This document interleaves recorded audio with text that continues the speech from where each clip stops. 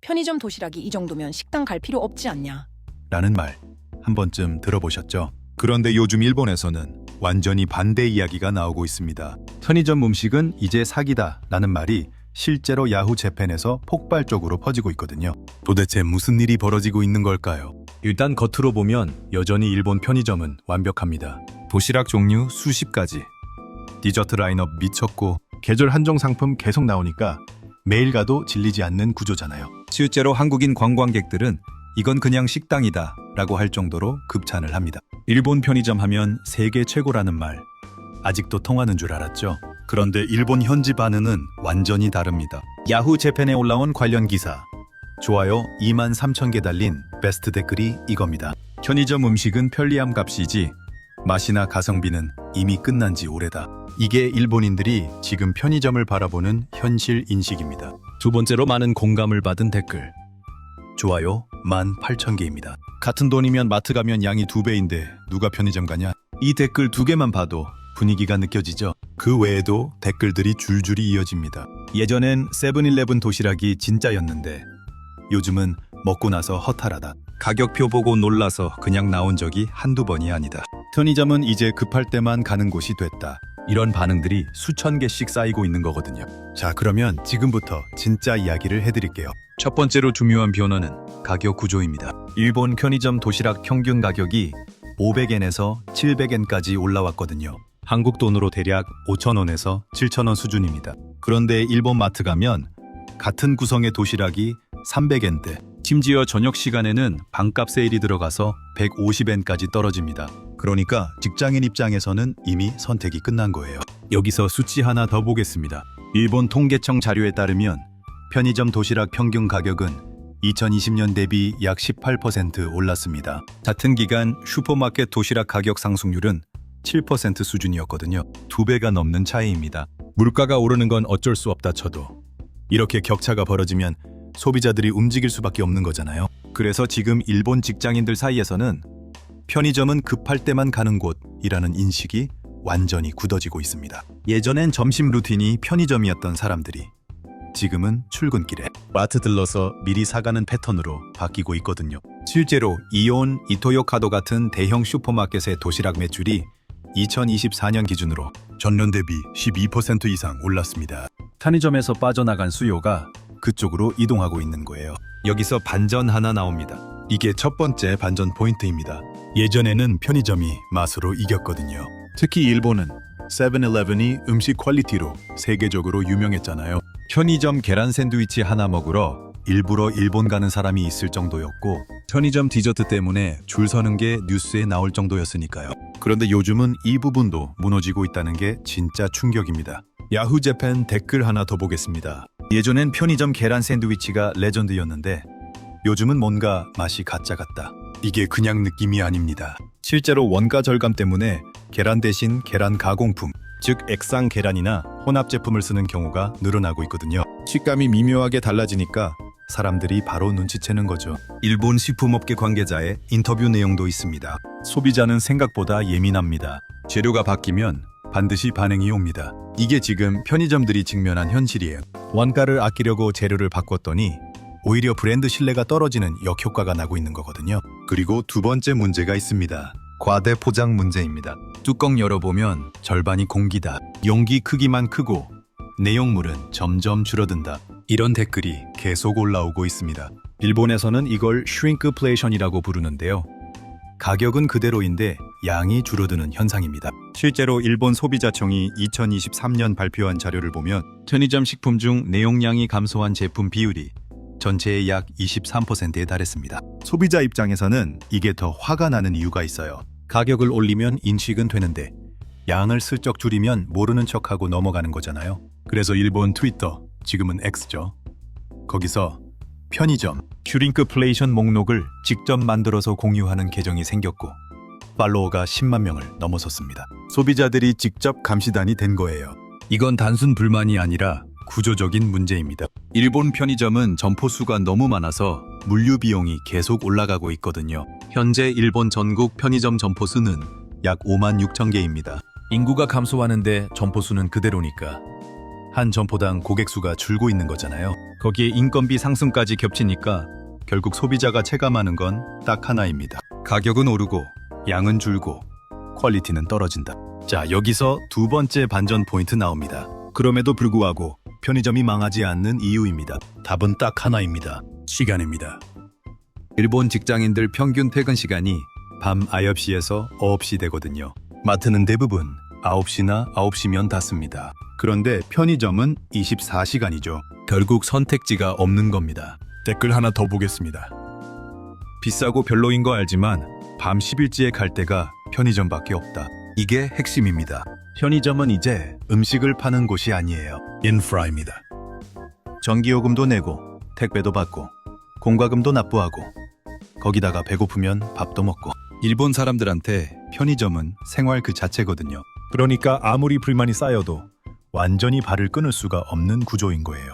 실제로 일본 세븐일레븐 재팬의 2023년 연간 매출은 약 5조 엔, 한국 돈으로 45조 원이 넘습니다. 불만이 폭발하는 와중에도 숫자는 이렇게 나오거든요. 어쩔 수 없이 가는 곳이지만 어쩔 수 없이 가는 사람이 너무 많다는 거잖아요. 그런데 이걸 파고드는 경쟁자들이 생기고 있습니다. 이게 세 번째 반전 포인트입니다. 마트와 드럭스토어가 공격적으로 도시락 시장을 먹고 있습니다. 특히 드럭스토어의 움직임이 심상치 않아요. 일본의 대형 드럭스토어 체인인 웰시아, 마스모토 키요시 같은 곳들이 식품 코너를 대폭 확대하면서 도시락과 간편식 가격을 편의점보다 최대 30% 낮게 맞추고 있거든요.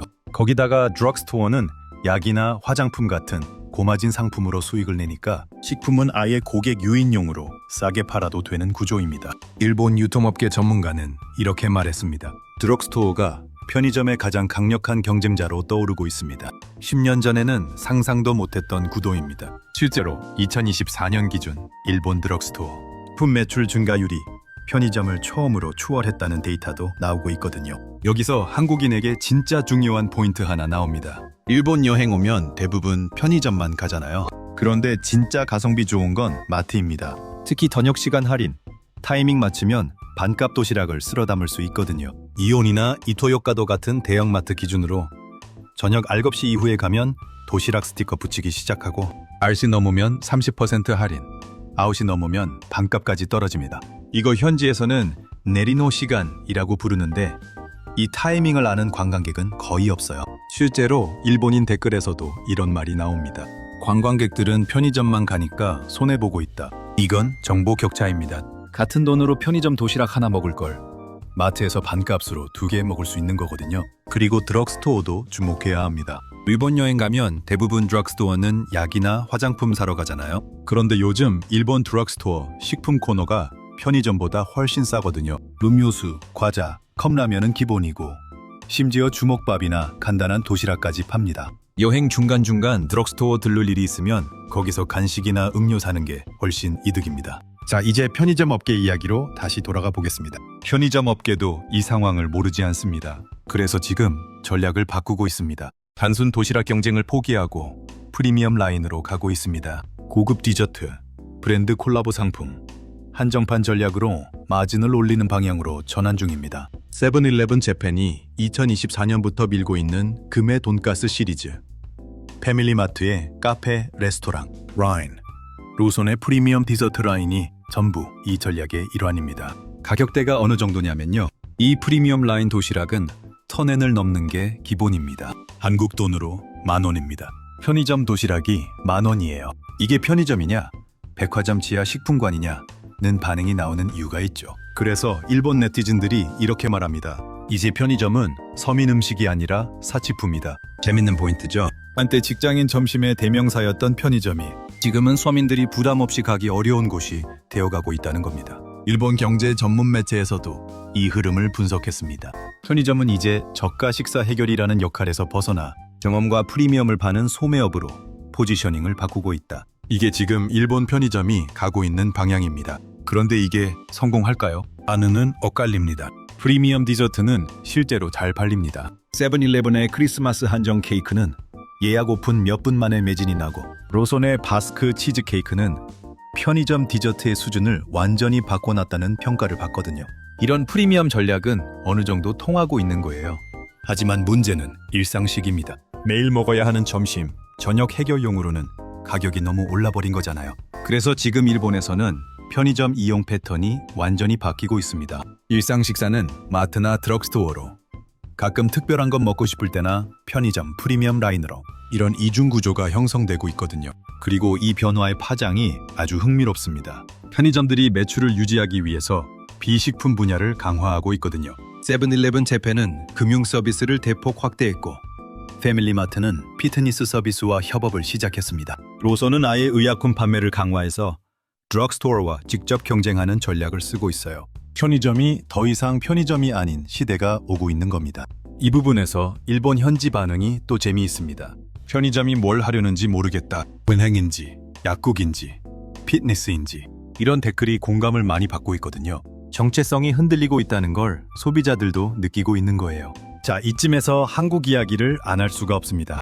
이 변화는 일본만의 문제가 아닙니다. 한국도 이미 비슷한 흐름에 들어가고 있거든요. 한국 편의점 도시락 평균 가격이 어떻게 되는지 아세요? 2019년 기준 평균 3,500원이었던 게 지금은 5,000원에서 6,000원대가 기본입니다. 5년 만에 거의 2배 가까이 오른 거예요. 한국 트위터, X에서도 비슷한 반응들이 나오고 있습니다. CU 도시락 가격 보고 쿠팡이 찍혔다. 편의점이 이제 배달 음식이랑 가격 차이 없다. 이런 말들이 공감을 받고 있거든요. 그리고 한국도 마트, 특히 이마트 24가 아닌 대형 이마트나 홈플러스의 도시락 코너가 엄청 커지고 있잖아요. 다이소까지 즉석식품을 강화하고 있고요. 결국 일본이 먼저 간 길을 한국이 따라가고 있는 구조입니다. 편의점 업계 전문가의 말을 빌리면요. 편의점의 미래는 결국 입지와 시간에 달려 있습니다. 위치가 좋고 24시간 운영한다는 장점은 영원합니다. 그 외의 경쟁력은 계속 도전받을 것입니다. 이게 지금 편의점이 처한 현실을 가장 잘 요약한 말이에요. 그러면 최종적으로 정리해드리겠습니다. 지금 일본 편의점에서 일어나고 있는 일을 딱 3줄로 요약하면 이렇습니다. 편의점은 더 이상 가성비가 아니다. 마트는 이미 절반 가격이다. 편의점은 편리함을 파는 산업으로 완전히 변했다.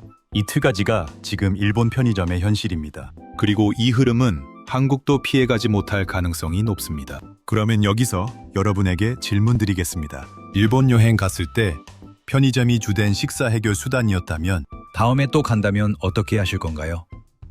여전히 편의점 위주로 다니실 건가요? 아니면 마트나 드럭스토어로 전략을 바꾸실 건가요? 그리고 하나 더. 한국 편의점도 이미 비슷한 방향으로 가고 있다고 생각하시나요? 한국 편의점 아직 괜찮다는 분도 계실 테고 이미 한국도 끝났다는 분도 계실 것 같거든요. 여러분 생각이 어떤지 댓글로 남겨주세요. 실제 경험담도 좋고 최근에 편의점 가서 놀란 적 있으면 그것도 같이 나눠주시면 좋겠습니다. 이런 일본 내부 변화 이야기, 현지에서 실제로 반응이 어떻게 나오는지 계속 알고 싶다면 구독과 좋아요 눌러두시면 다음 이야기 바로 이어서 가져오겠습니다.